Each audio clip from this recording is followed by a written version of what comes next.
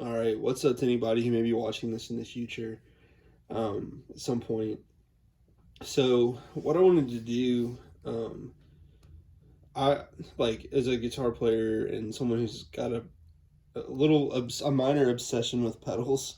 I've spent a lot of time watching different pedalboard walkthroughs and run throughs on YouTube where people kind of show you their tones and how this drive stacks with this or how this reverb sounds or whatever. And there's enough of those out there. Like nobody needs to hear the tones from some random other person on YouTube.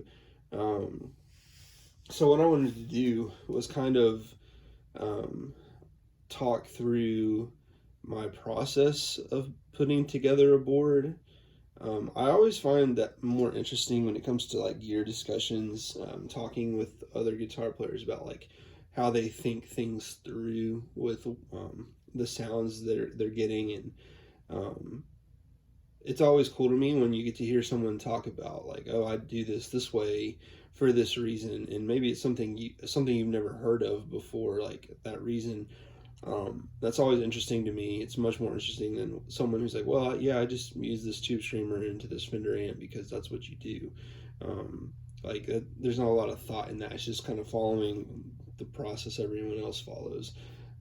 So I think it's cool to kind of think through that stuff, and I thought it might be helpful to somebody at some point if I did a video talking about my process and putting together a board and how I think it through. Um, I think there might be a few things I don't do maybe the same way as a lot of people, or at least what I see out there. I'm just going to kind of talk this through. I'm not going to play stuff because people know what delay sounds like and what a reverb sounds like. And um, yeah, I feel like that'd be kind of a waste and just be more of what's already out there. So um, for me, this board actually started off as I also want to clarify this is the second board I have. I have another board that's a Pedal Train Classic 2 that I've had for a long time now, and it's evolved a lot over the years. And maybe 3 4 years ago, something like that, I started building a little mini board as well on like a smaller Metro board from Pedal Train. And it's kind of that board kind of evolved over time, and I bought some more pedals to kind of go on it, and um, eventually it turned into a different board as a Classic Junior. But what I realized was that I just wanted to do a few more things than that board could fit, so I just ended up buying another Classic 2. And so this one's kind of more for the purpose of just having something at home that can do everything that I want to do, and it's always set up. And I have a deluxe reverb that I just leave always ready to go. So this board is just sitting in front of that, and I don't have to drag my other board in and out of the case and upstairs and all that. Maybe that's kind of lazy, but um, so anyway, this board is, like I said, is a Classic 2 from Pedal Train. Whenever I get a board, I always just cover it in dual lock so that I can arrange things however I want, whenever I want. I don't have to go back and put another piece on here or there. It's just already ready to go. So that's what I did with this one. It's everything's covered in dual lock. I use EBS cables because they don't take up a lot of space, and I've never really had any issues with them other than one that went bad one time, but it was that cable had been moved around and twisted all kinds of ways, so most cables are going to do that in that situation. The power supply is a Voodoo Labs. I forget which one it is. It's one of the newer ones, but it can power all of this easily and has, it works for this. So that's what I'm using for power. So like most people, I'm starting with my tuner and then going into the volume pedal. I've never had an issue with Polytunes. I feel like some people don't like them, but it's always worked for me. I've been a big fan of these smaller Boss volume pedals. I've had Ernie balls, the strings break, the pot got dirty, all that stuff. I had Dunlop, one of the bigger ones, but it had an issue where it started going down on its own, and that was annoying. And I have a smaller one as well, which was it was a little too small in size. So I found this smaller Boss volume pedal. I don't know what the model is, but I have this. I have two of these now, one on each board, and it works. And does what I want. It's everything Boss is built well, so I've not had any issues with that. So the next thing I'm doing, like a lot of people, I run compression first, and I don't like a lot of compression. I just want it to kind of flatten out and even out things. Maybe I boost the level a little bit with it, and this JHS Whitey Tidy does that really well. It doesn't take up a lot of space on the board, and it just works. So I use that next out of the volume. So then I go into my drive section, and I've always, well, first of all, I'm a little bit picky about drive pedals. A lot of my guitar playing life, I used an amp that had a gain channel. So if you have done that, they just respond and feel different, and I think better than most overdrive pedals. Overdrive pedals compress differently typically, or in the way they feel, and than an amp, like a gain channel on an amp. So I've always been really picky about it.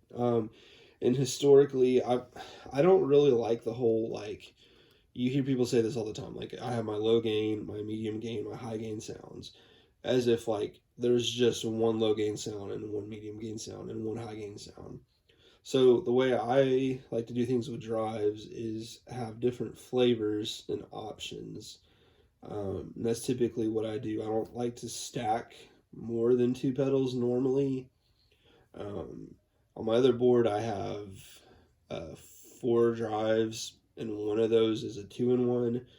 And I mix and match them in different ways for different sounds because, like I said, there's not just one low gain sound. There's not one medium gain sound. So that's typically how I do it with this. I did kind of do more of like a typical like linear stacking thing.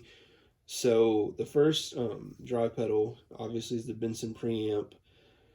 I'm really, like I said, I'm really picky about drives, and with low gain stuff especially, I feel like it's hard to find stuff that feels like an amp when you play it. So the first drive pedal I ever found that really felt like an amp to me with the gain pretty low was the Morning Glory. So that's been my go-to for a while now.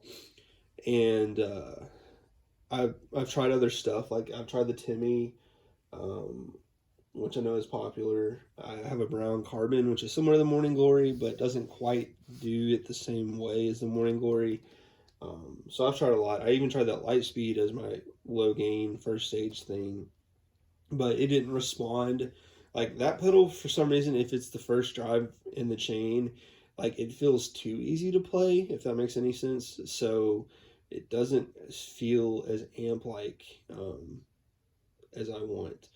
But it works better for where I have it now. So anyway, I got the Benson preamp, and I wasn't sure if I was going to like it in terms of the feel. Like I'd heard it before, and it sounded amazing.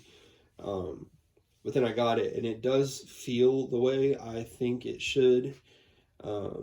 And feel's a big thing for me. Like it's got to feel right, otherwise like my playing suffers. So that's kind of my always on. I don't really do like a true clean tone.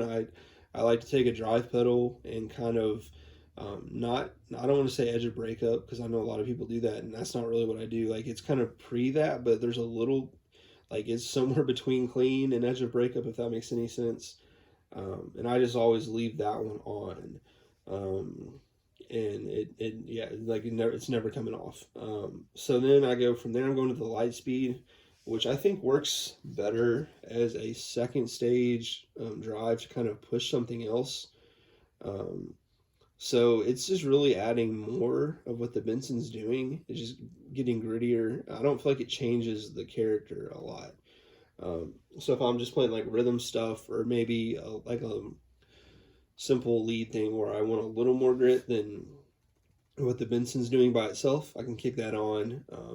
And if I really dig in, it does get pretty gritty. So I'll stack those two together. From there, it goes into the Bonsai from JHS, which I'm a big JHS fan. If you can't tell, I think there's what, three? Yeah, three on here, and I've got a bunch of other pedals that they make. So I like tube screamers, but I feel like typically if you're running one into a cleaner amp, it takes away too much top end and too much bottom end. Like the TS9, or I have a Maxon 808, and they both kind of do too much of that. But the JHS tube screamers, for I guess it's just the way they design them, I feel like it does the tube screamer thing, but it doesn't push the top and the bottom in as much. So you don't feel like you're losing as much of the top end and bottom end as you do with other tube screamers. And I've tried a ton of tube screamers over the years, and I really like the JHS ones the most. I actually prefer the Moonshine over the Bonsai. There's some differences, but I like them both. But I had the Bonsai. Me and a buddy both bought one of these down in Nashville this last summer, and so I've been a big fan of it, and so that's kind of what I'm using. I use it mostly if I want to like get a thicker overdriven tone, but I don't want it to quite veer into distortion territory. I can stack that with the Lightspeed and the Benson. And like I said, I typically don't like to stack more than 2 drives, but in this case I'm doing it, and it also works really good for lead stuff too. Those three together. So it's kind of how I'm using that. I have it on the JHS mode, which I've tried all the different, there's like 9 different variants, which is really cool with that pedal, but I like the JHS one the most. And then from there I'm going into the Andy Timmons. I think it's the version 2. For years I was never happy with distortion pedals, and I never could find one that just sounded like a distorted amp. They're always too brittle, and there's too much like top end and stuff. And then I played the Angry Charlie, which is what this pedal is based off of, and I was like, okay, this is the distortion I've been looking for. I love the JCM 800 sound, so I guess it makes sense that the pedal did the trick for me. And I also realized a lot of the distortions, or most of them that I've used in the past, were Rat based, and I guess I'm just not as much of a Rat fan as a lot of people are. At least all the different versions I've played. I've never owned an actual Rat, but a lot of mine have been like variants of that. So I use the Andy Timmons on here with the Benson preamp. I'm not stacking it with the other drives because it's just too much gain. And I like a lot of gain, so that's saying something. And then the boost on there is really cool because it kind of thickens up, like for leads. You just turn that on with the pedal already engaged, and it's like, okay, this is the little more you need for the leads to make them pop through a mix. And so that's how I'm using that. I really love it. It's a great pedal. If I ever have a distortion on my board, it's got to be some variant of the Angry Charlie. And I have the Angry Charlie version 3 on my other board.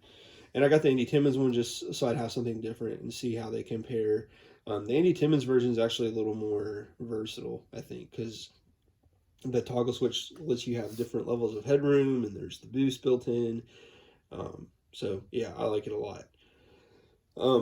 From there I'm going into chorus, and for a long time I like my modulation stuff at the end of my chain, which is not the most typical from what I've seen, because it was a little more wild and crazy, and it just sounded really cool. But I think you lose a little bit of clarity and articulation when you run it that way. So even though I liked it and it was a great sound, I felt like I had to use chorus or modulation less, because of how it changed, or how it just made everything so crazy. So I kind of gone back to more of a standard way of doing it and putting modulation before all my other wet effects. So I'm really picky about chorus, and I've tried a bunch of them. And there's something about the Boss chorus sound that's just right to me. And like my first pedal actually ever was a Japanese CE2 that I lost in middle school, and those things are worth something now, so I'm not too happy about that. But I think actually someone who bought an old Squire amp that I owned with a little like beginner strat might have got that pedal in the back of the amp. I think I left it in there, and so I'm pretty sure that's what happened, but I don't know for sure. So someone got lucky because that's a good pedal. But anyway, with this board, well, on my main board, outside of some other choruses I've tried, like the Julia and a few others, I ended up going with the Boss MD200 because it had multiple chorus sounds in it. And then I upgraded that to the MD500, which has even more Boss chorus sounds. Plus, it has the dimension effect, which the 200 didn't. So with this, I was like, well, I want that Boss chorus sound. And I honestly don't use a ton of different modulation effects all that much. I just really like chorus. It's my go-to. I just love 80s sounds, whether it's like gained up 80s chorus stuff or even clean with chorus. Like, it sounds good either way. So I got this super chorus because the Wazacraft CE2, which I briefly owned for a little while before returning, at least the one I had, I don't know if it was that pedal specifically, like there was something wrong, or if it's just how that pedal works.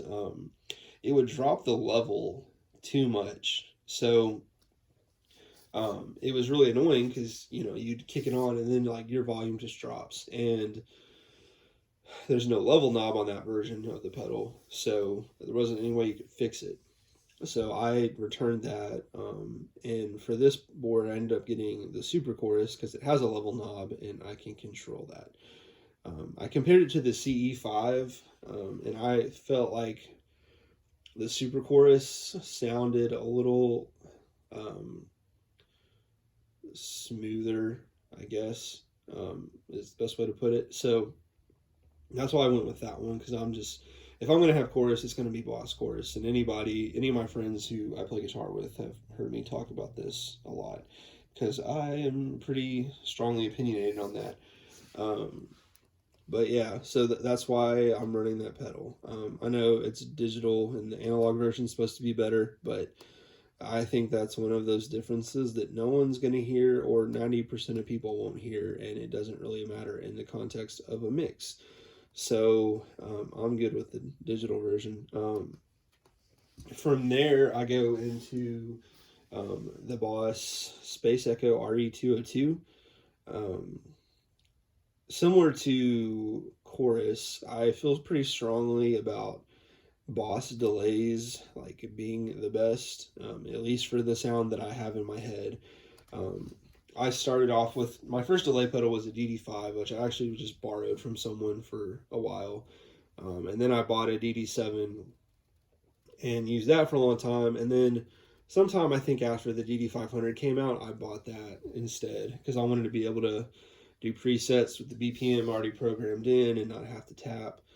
And so the DD500 has been my delay pedal for a while now. So with this one, I wanted something that had that Boss sound. And when I say the Boss sound, the thing to me that I think of is the delays, for whatever reason, compared to like Strymon or other ones, the repeats don't get in the way of the actual sound as much to me. And then also, I don't like a wet-dry mix or blend. And the Boss delays have the level knob instead of a mix. So when you turn it up, even if you have it all the way, you're not cutting your actual signal. And because I just don't want that. I know it has a place. I know a lot of people do like it, but that's not my thing. So when I was looking for a delay for this board, I wanted that Boss sound because that's just the sound I prefer. I was like, I don't want to get something like simple. I already had a DD7 I could have used, or I didn't want to get the 200 version. I was like, I want something kind of in the D500 size, which Boss has a few different options for that outside of the 500. And I really liked the new, I think it's the SDE 3000, that dual digital delay pedal they have with there's also like another EVH version if you want to do like the Eddie Van Halen thing. I looked at that, but it was just for a board that's not even going to really be used outside of my house. Like, that was just too much money for a delay. So the RE202 was about half the price, and from all the demos I listened to, it sounded really good, and it has the new and aged tape options on it because it is a tape delay. Um, and the new, if you have it on the new setting, I feel like it sounds a little more like a digital delay with a little more character.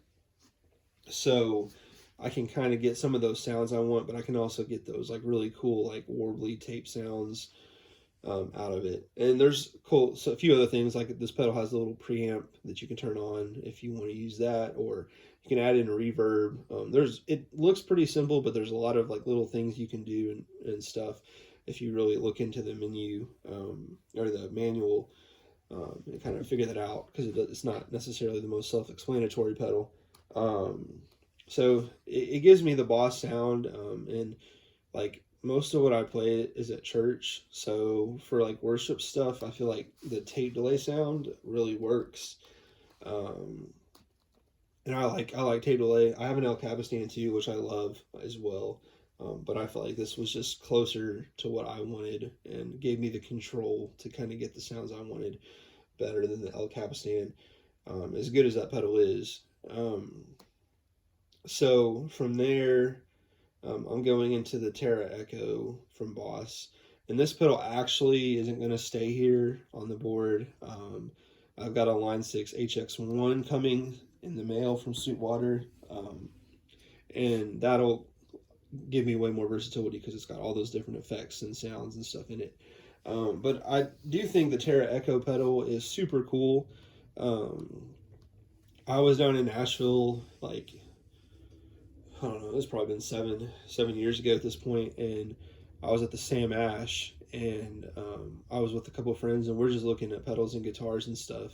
And there was a guy working there, and he was talking to a super nice guy, and he was like, what do you guys play? And we all played at the same church back then, and so we were telling him, well, mostly worship stuff. And he said, oh, well, he's like, you need to check this pedal out. And he pulls out this Boss pedal right here, and I'm like, you don't typically associate Boss with worship music because it's all about Strymon and all that. And I was kind of surprised. I'm like, so what is this? It looked pretty simple. So he took it out to this room, and there was like a Vox AC30 and some sort of orange amp, and he plugged it in stereo. And he just gave me a Strat. He's like, just play. So I just sat there for, it was probably 30 minutes playing with this pedal through those two amps in stereo. And like, it was this huge sound. It was super cool. It's very ambient. It's a delay pedal, but it also, depending on how you set it, can almost sound more like a reverb. And if you set it certain ways, it's like both together. And it's just a really cool, unique sound. If you want ambient stuff, like, that's a really good pedal. I love it. I didn't buy it that day, but then I ended up getting it for Christmas that year. And so since it was a gift, I'll never get rid of this pedal. Plus, it sounds amazing. But it's just not as versatile, obviously, as the HX1. And I like having pedals that can do a lot. Like in my other board, I have the MD500 and the DD500 and then the RV200 pedals, which all do a whole lot, but don't take up a ton of space. And the HX1 is like that. So it can do a lot more. And I just like having the versatility, because you never know when you might need a certain sound. And I prefer, like I said, I mostly play in church, and I think a lot of times people will kind of have their sound that they use, and like, I think everyone should have their sound. Like, that's part of finding your tone, but you also have to kind of fit make the tones fit the song and what's there too, while putting your take on it. and I don't even remember why I was saying that. But anyway, it's because I know why. Um, so I like having options so that I can, um, you know, get the right sound for the song. I don't want it to be only my sound. I want to cater my sound to the song, if that makes any sense. Um, so the HX1, that's going to go there, and I think it'll be really good. I've always been a big fan of the wet effects in the Helix. I don't like the drives a whole lot from what I've heard, but the wet effects sound great. There's a couple, like the glitch reverb, I've heard people talk about for years, and I've always thought it sounds good. But it's going to be able to do a lot, and it'll just make this board more versatile. And so that's what's going there. So from there, it goes into the Strymon Flint, which I think is the best Strymon pedal that I've played. I'm trying to think of which ones I've owned. I have an El Capistan still. I had the Blue Sky. I had a Mobius, which I did not like actually. That was the worst for sure. Excuse me, of the Strymon pedals that I played. And I won't get into that, but it was not good to me. So I have the Flint here, and I mainly got it for like a always on or mostly always on reverb sound, because the 3 reverb algorithms in it all sound incredible.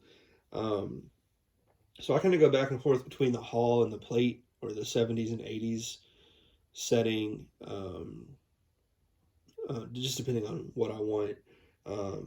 And I kind of, like I said, it's pretty much always on.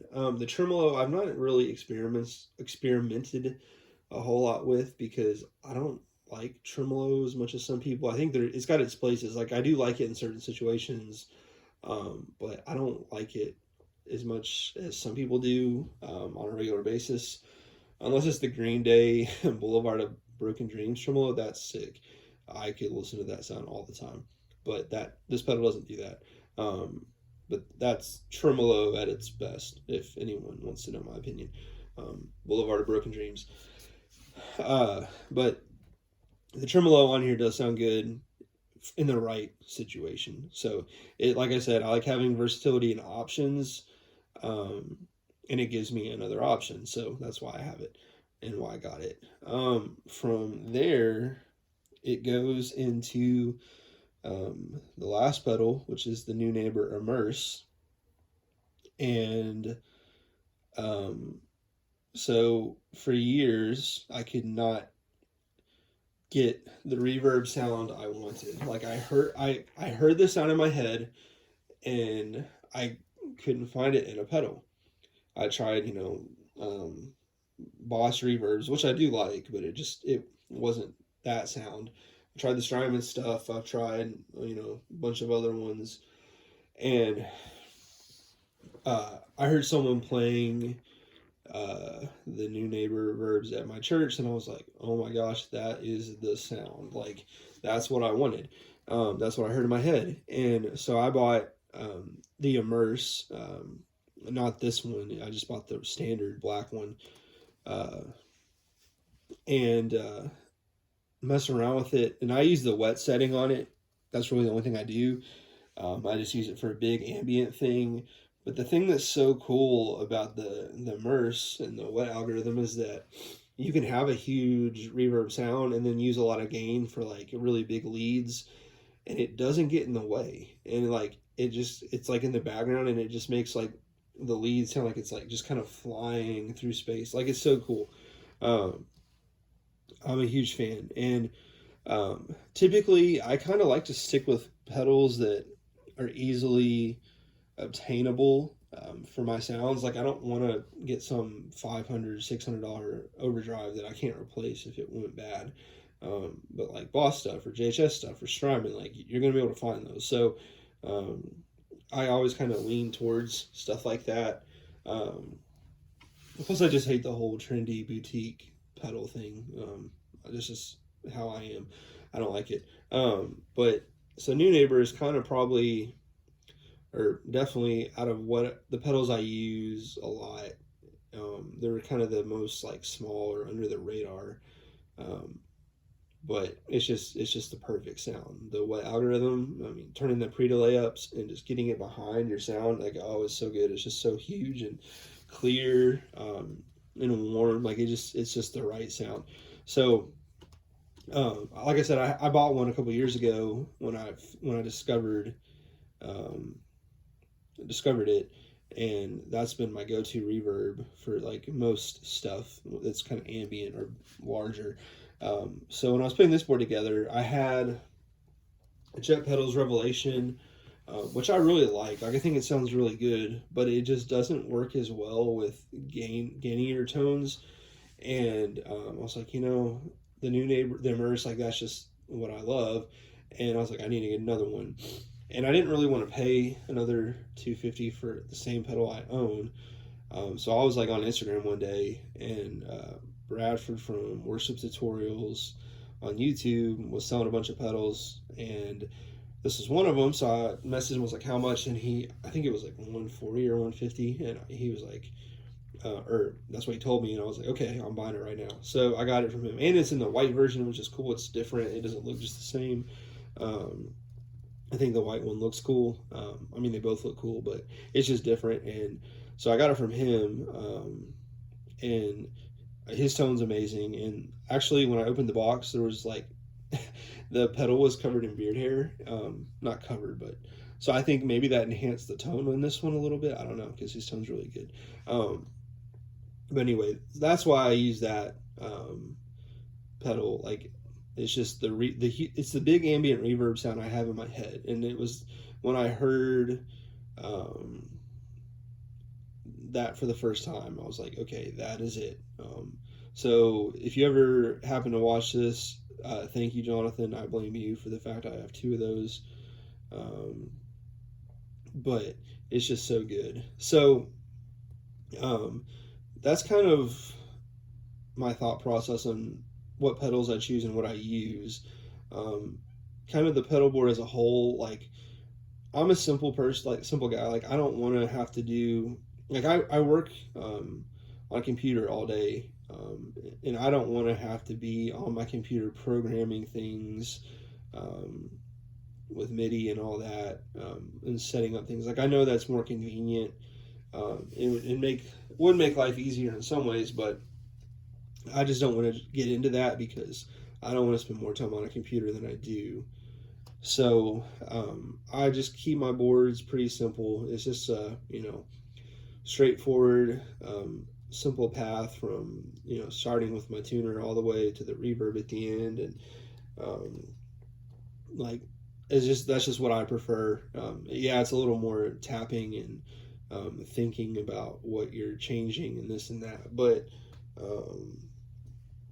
it's simpler in a lot of ways too. So that's what I go with, and that's the way I think it through. I won't say that I'll never do the MIDI thing, because if you're a guitar player, you know that we all say, I'm done, and then you're not, or I won't do this, but then you do, or I don't like this guitar, but then you buy one of those guitars. So, at least the way I am now and the way I see it, I just want to keep a pretty simple board that doesn't require anything extra. And like I said earlier, or I think I mentioned this already, I like to use pedals that are easily replaceable for the most part. Like I don't want to make a king of tone the like meat and potatoes of my sound, because if I had one, which I don't, but if I had one and it died on me or something, it broke, like I'm not it's not just like you can go to Guitar Center and buy another one. But most of this stuff you could do that, or at least get it from Sweetwater in 2 days. So that's kind of part of what goes into what pedals I choose to use, like just thinking through that type of thing too, because I've played a lot like in a live situation, and things break and things go bad, and I want to be able to fix that, or swap things out or whatever. easily if I need to. So hopefully this video is helpful for anyone who may be thinking through putting together a board and like kind of thinking it through. I know when I started playing, like I mean, obviously, like the internet was around, but there wasn't quite as many resources on like how to do things. So I didn't know what I was doing. Like I had a delay before my overdrive. Um, for a while, I had my wet effects running into the front end of a gained up amp, like, and not the effects loop that the amp had. Like I wasn't using it. And I could never figure out why everything was so crazy and muddy. You know, all these things like I just didn't know.